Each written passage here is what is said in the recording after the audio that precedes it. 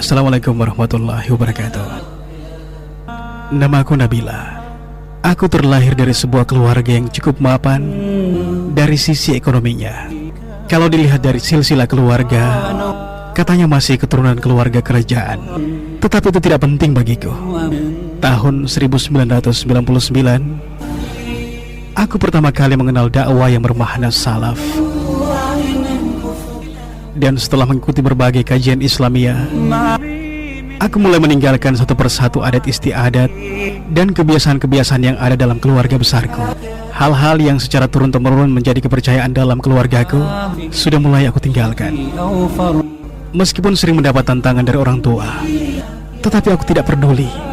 Yang ada dalam benakku adalah bahwa kewajibanku hanya mempergauli kedua orang tuaku dengan baik, sesuai dengan tuntunan syariat Islam.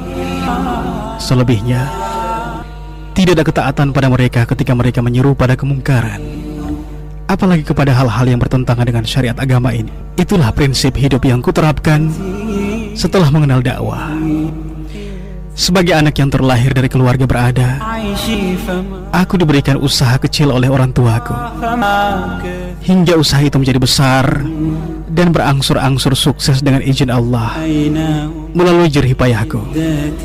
Dan diam-diam kelebihan materi yang aku miliki itu aku selalu salurkan untuk dakwah, karena aku yakin harta yang aku miliki saat ini hanyalah titipan Allah yang suatu saat akan dimintai pertanggungjawaban di hadapan Allah Ta'ala. Selain aku, ada dua orang saudaraku, Amira 10 tahun lebih tua dariku, dan Zahra 4 tahun lebih muda dariku. Sejujurnya kami hidup digelimangi harta benda dan kemewahan. Aku dan dua saudaraku alhamdulillah sampai mengenyam pendidikan tingkat perguruan tinggi dan sukses meraih gelar sarjana. Dan alhamdulillah kakakku Amira juga telah mendapat hidayah Allah, sehingga sama-sama aktifnya denganku dalam dakwah Islamiyah. Meskipun hanya sebatas tarbiyah, berbagai kondisi seperti yang dialami oleh ahwat-ahwat lainnya juga tidak anyal menimpa kami berdua, karena orang tua kami sangat menentang keputusan kami untuk berhijab dengan menggunakan niqab.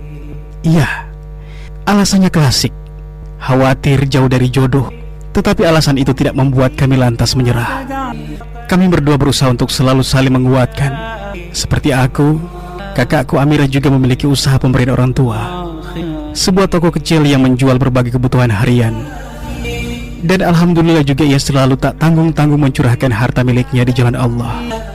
Bahkan kakakku lebih dermawan dari aku, sebab secara diam-diam dia membiayai 2 orang anak yatim piatu yang tinggal tak jauh dari rumahnya, Salsa dan Abdillah namanya. Subhanallah, aku kagum dengannya. Tetapi sayang, limpahan materi itu tidak lantas mengantarkan aku dan kakakku kepada kebahagiaan hidup. Ada selaksa beban yang tidak diketahui oleh orang-orang, juga yang tidak dipahami oleh keluarga kami. Betapa tidak, dengan alasan status sosial dan status keturunan, kedua orang tua kami telah beberapa kali menolak lamaran sejumlah pria, termasuk para ikhwah yang berniat tulus ingin menghitbah kami dan menjadikan kami sebagai pelengkap dari 1/2 agama ini. Aku sedih sekali dengan semua itu. Papa dan mama seolah tidak mau memahami perasaan kami, sehingga dengan begitu sombongnya selalu menolak lamaran-lamaran tulus dari para ikhwah yang datang pada kami. Katanya, penolakan itu juga untuk menjaga nama baik keluarga besar dan demi kebahagiaan kami. Tetapi apa? Entah keluarga besar yang mana yang begitu dijaganya, sehingga harus mengorbankan kebahagiaan anak-anak kandungnya sendiri. Beberapa kali aku melakukan pendekatan-pendekatan pada papa dan mama agar mau menerima salah satu dari mereka-mereka yang datang untuk menghitbah kami. Tetapi keangkuhan yang telah mendarah daging itu begitu sulit untuk aku taklukkan, sehingga hanya air mata dalam kepasrahan yang bisa aku dan kakakku lakukan menghadapi semua itu. Aku sendiri pernah memprotes dengan linangan air mata di hadapan papa dan mamaku, memprotes mengapa kami yang harus jadi korban dari keangkuhan keluarga ini. Tetapi apa yang kudapat? Tidak ada yang kudapat. Tidak ada yang kudapat kecuali tamparan dan omelan yang begitu menyakitkan hati. Dengan lantangnya bahkan papa meneriakiku. Katanya bahwa masih lebih baik aku dan kakakku tua dan mati dalam keadaan tidak menikah daripada keluarga ini harus menanggung malu bermenentukan pria-pria yang tidak sederajat dengan keluarga kami. Aku hanya bisa menangis saat itu. Dan aku juga yakin bahwa kakakku merasakan hal yang sama denganku. Cuma bedanya, kakakku memiliki saldo kesabaran yang besar, sehingga dia hanya mampu menangis dalam diamnya. Aku juga pernah memelas dengan berlutut di hadapan papa, agar kakak saja yang dinikahkan dengan salah satu pria-pria yang datang itu. Meskipun aku nanti taruhannya, ya, taruhan untuk tidak memprotes lagi dengan keadaan seperti ini. Tetapi tangisanku tidak pernah ada artinya buat papa. Ya Allah, apa kesalahan kami sehingga kami harus menanggung semua ini? Aku tahu ya Allah, aku tahu bahwa jodoh di tanganmu. Tetapi salahkah kami bila kami berikhtiar untuk memudahkan lelaki-lelaki pilihanmu itu datang menghitbah kami? Salahkah ya Allah? Astagfirullah. Ampuni aku ya Allah. Ampuni aku karena tidak sabar menghadapi semua ini. Ampuni aku dan juga kedua orang tuaku. Mungkin mereka hilaf, mereka salah. Ampuni mereka ya Allah. Pendengar nurani yang baik, jujur, bukan hanya sekali para ikhwah datang ke rumah bermaksud menghitbah aku dan kakakku, tetapi berkali-kali dengan orang-orang yang berbeda-beda. Tetapi tidak satupun di antara mereka yang berkenan di hati kedua orang tuaku. Entahlah, hati mereka seolah telah menjadi keras sekeras batu, sehingga begitu angkuhnya menolak pria-pria itu yang datang pada kami. Padahal mungkin saja mereka-mereka itu lebih baik daripada pria-pria berharta yang setara status sosialnya dengan kami. Aku juga terkadang merasa iba dengan para ikhwah yang datang ke rumah dengan membawa niat tulusnya untuk mempersunting kami. Sudah ditolak, dihina pula, karena nominal uang nikah yang mereka bawa ke hadapan orang tuaku jauh dari harapan papa dan mama. Kasihan mereka. Dan kini waktu telah membawa kami pada sebuah kenyataan yang sangat pahit. Kedua orang tuaku telah berusia lanjut dengan segala keangkuhannya, dan waktu pula telah membawa aku dan kakakku pada usia yang tidak muda lagi. Sebab saat ini usiaku telah memasuki separuh abad, dan kakakku Amira telah berusia 65 tahun. Ya, usia yang tidak muda lagi, tetapi tanpa ada pendamping hidup, dan tidak ada bisingnya suara anak-anak di tengah-tengah kehidupan kami. Buat apa harta? Buat apa materi? Kalau akhirnya tidak ada sedikit pun kebahagiaan yang bisa kami rasakan, layaknya wanita-wanita normal lainnya. Usia kami harus lapuk bersama keangkuhan kedua orang tua kami. Dan yang terjadi adalah di usia senja mereka tidak pernah sedikit pun mereka merasakan bahagianya menimang cucu, sementara hidup mungkin tidak akan panjang lagi. Sungguh malang nasib kami. Kami harus menjadi korban dari keangkuhan orang tua kami. Aku sangat kasihan melihat kakakku di usianya yang sudah mulai senja dan mulai sakit-sakitan. Tidak ada satupun yang bisa merawatnya. Tidak ada suara anak kecil yang memanggilnya Umi. Terkadang aku merasa iri melihat teman-temanku yang lain. Betapa tidak, mereka saat ini tidak hanya punya anak-anak saja yang begitu indahnya terdengar setiap hari memanggilnya Umi. Bahkan di antara mereka telah ada anak-anak kecil yang memanggil mereka nenek. Sedangkan aku, jangankan nenek, Umi saja tidak ada sedikit pun aku mendengar hal itu. Bahkan anak-anak gadis tetangga yang dulu ku gendong di masa kecilnya, kini mereka telah bersuami-suami dan memiliki anak. Alangkah bahagianya hidup mereka. Tidak seperti aku dan kakakku.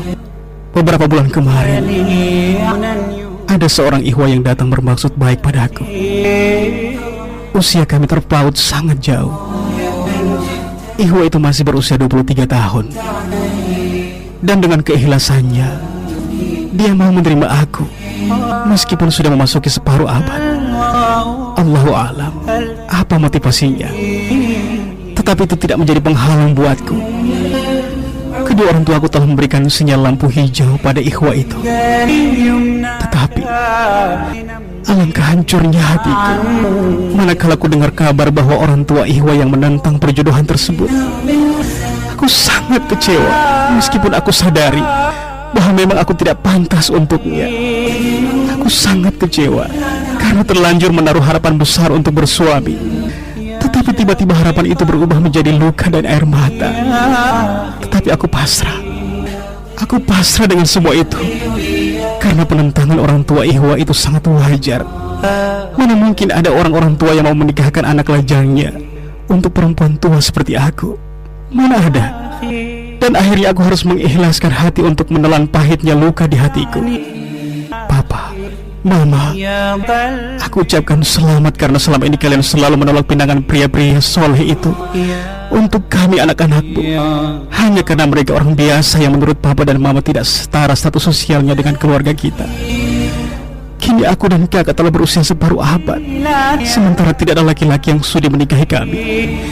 Apakah status sosial itu mampu mengembalikan masa muda kami hingga ada lagi laki-laki yang mau menikahi kami? Tidak. Tidak, Pak. Itu semua tidak mungkin. Dan untuk semua itu aku ucapkan selamat pada Papa dan Mama. Kini coba kalian saksikan di luar sana.